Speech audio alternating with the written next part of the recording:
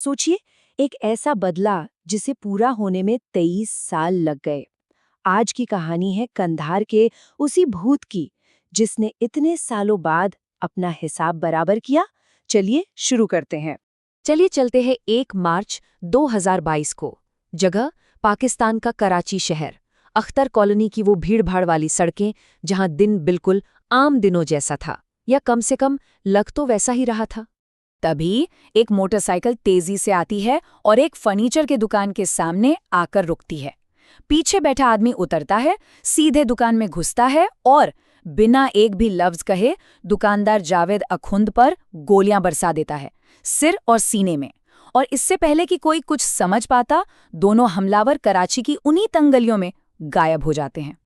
Pakistani media ने इसे फटाफट एक बिजनेस राइवलरी का केस बता दिया, लेकिन असली सवाल तो कुछ और था।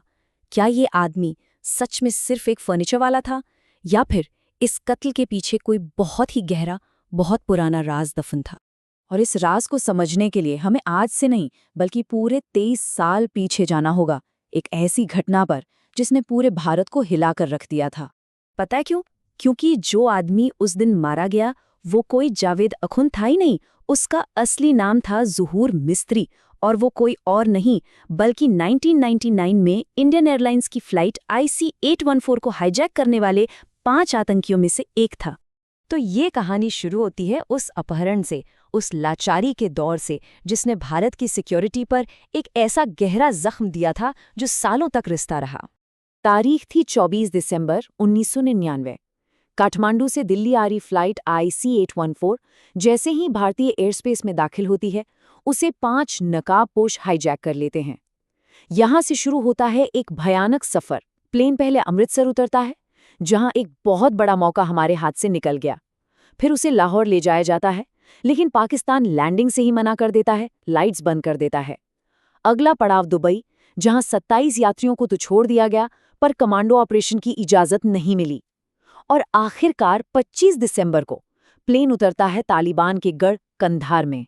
और जो बात आज भी सबसे ज्यादा चुभती है वो ये है कि अमृतसर में हमारी अपनी धरती पर वो प्लेन पूरे 45 मिनट तक खड़ा रहा।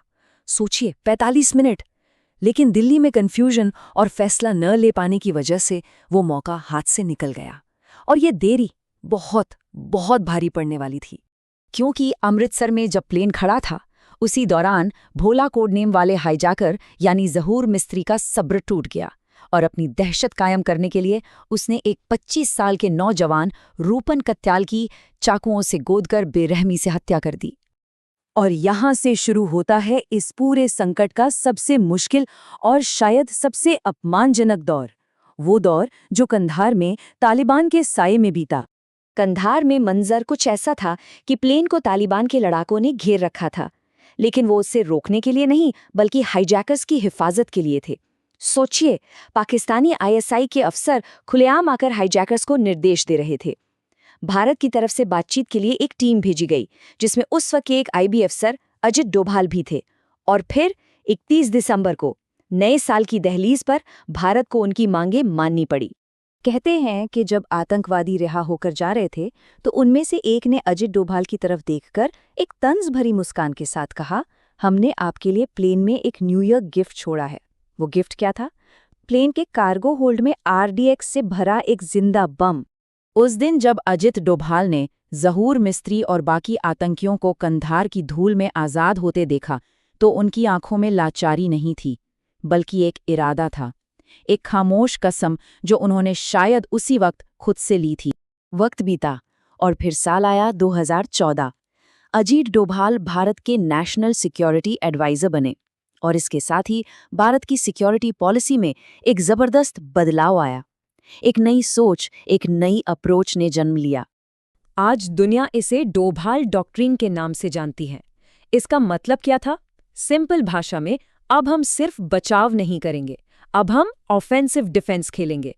यानी हमला होने का इंतजार नहीं करेंगे, बल्कि खतरे को उसके घर में जाकर खत्म करेंगे। ये बदलाव कितना बड़ा था, इसको ऐसे समझिए। पहले क्या होता था? हम डिफेंसिव रहते थे, सबूतों के डॉजियर सौंपते थे, और फिर मामला ठंडा पड़ जाता था। लेकिन डोभाल डॉक्ट्रिन का कहना था, अब शोर नहीं करना है, सिर्फ काम करना है। खतरा है तो उसे जड़ से मिटा दो। और सबसे जरूरी बात, आतंकवादियों की कोई एक्सपायरी डेट नहीं होती। और इसी डॉक्ट्रीन के तहत ज़हूर मिस्त्री की तलाश शुरू हुई। ये एक बहुत ही सधा हुआ ऑपरेशन था। सबसे पहले जैश-ए-मोहम्मद के टॉप कमांडरों की हर हरकत पर नजर रखी गई। जल्द ही एक पैटर्न सामने आया। ये सारे बड़े आतंकी कराची की एक खास फर्नीचर की दुकान पर अक्सर जाते थे। फिर चुपके से उस दुकानदार की तस्वीरें निकाली गईं और उन्हें 1999 के स्केच से मैच किया गया और टारगेट कंफर्म हो गया। ज़हूर मिस्त्री अब बेफिक्र हो चुका था। एक आम दुकानदार की जिंदगी जी रहा था और अक्सर दुकान पर अकेला ही होता था। अब बस सही वक्त का इंतजार था। तो चलिए अब कहानी को पूरा करते हैं और वापस आते हैं उसी दिन पर जहां से हमने ये सब शुरू किया था, 1 मार्च 2022, कराची। लेकिन इस बार फर्क ये है कि हमें पूरी कहानी पता है। 23 साल, पूरे 23 साल का इंतजार इस एक पल के लिए। और जब वो पल आया तो हिसाब बराबर करने में सिर्फ 3 सेकंड लगे। पाकिस्तान ने तो इसे बिजनेस राइवलरी बताकर मामले को दबाने की पूरी कोशिश की, लेकिन उनसे एक गलती हो गई। ज़हूर मिस्त्री के जनाजे में जैश-ए-मोहम्मद के बड़े बड़े आतंकी पहुंच गए, यहां तक कि मसूद अजहर का भाई भी। और बस पूरी दुनिया के सामने सच आ गया।